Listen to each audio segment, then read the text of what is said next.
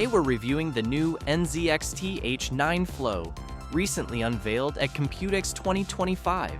An elegant and functional choice for your gaming setup. I'm Franco, and this is Argentomatica. The H9 Flow 2025 is NZXT's latest entry aimed at high-performance setups. It includes 4 pre-installed fans, support for massive radiators, and a design intended to directly compete with powerhouses like the Li 011. This new model features a dual-chamber design, helping to separate main components from the PSU, enhancing PC cooling and simplifying cable management, making component installation much easier.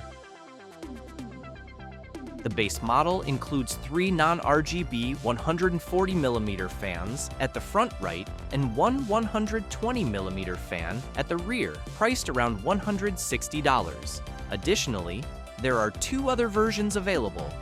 H9 Flow RGB comes with an F360 RGB core fan unit and 1 individual 140mm RGB fan, priced at $220. H9 Flow RGB Plus includes 2 F420 RGB core units, a 120mm RGB fan, and NZXT's RGB controller, priced around $290. I've included the Amazon link in case you're interested in this case. As usual with NZXT, paint quality, finishes, and materials are top-notch. There's not much more to add. It also features double-tempered glass panels for a panoramic interior view. On the front panel, you'll find 2 USB 3.2 Type-A ports, 1 USB 3.2 Gen 2 by 2 Type-C port, and a combined headphone jack. Next, I'll quickly show you how all the panels come off and how the case looks disassembled.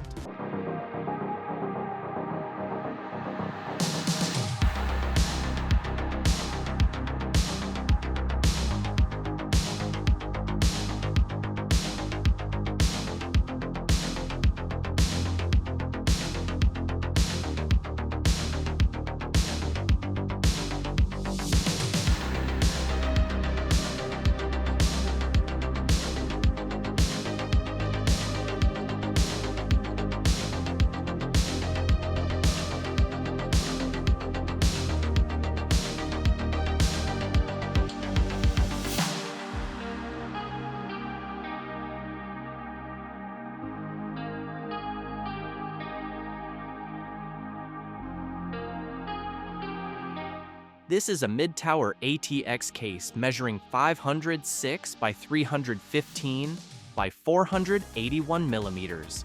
It supports motherboards in sizes eATX up to 277 millimeters, ATX, Micro ATX, and Mini ITX. It's also compatible with motherboards with rear connections, like the Asus BTF series. Regarding GPU compatibility, it supports graphics cards up to 459 millimeters in length if front right installed fans are no thicker than 56 millimeters. If installing a 420 millimeter AIO radiator, GPU space slightly reduces to 410 millimeters. It has 7 horizontal expansion slots and doesn't allow for vertical GPU placement. CPU coolers up to 165 millimeters in height are supported. You can install up to 10 fans. Yes, up to 10 fans. 3 120 millimeter or 3 140 millimeter fans at the front right, 3 120 millimeter or 3 140 millimeter fans at the top and bottom, 1 120 millimeter fan at the rear. Speaking of cooling, here's radiator compatibility. Top and front right areas support radiators up to 420 millimeters. Bottom supports radiators up to 360 millimeters. Rear supports a 120 millimeter radiator. To support this extensive cooling setup, it features mesh panels for perfect airflow. It's worth mentioning it has only 1 dust filter, located at the bottom.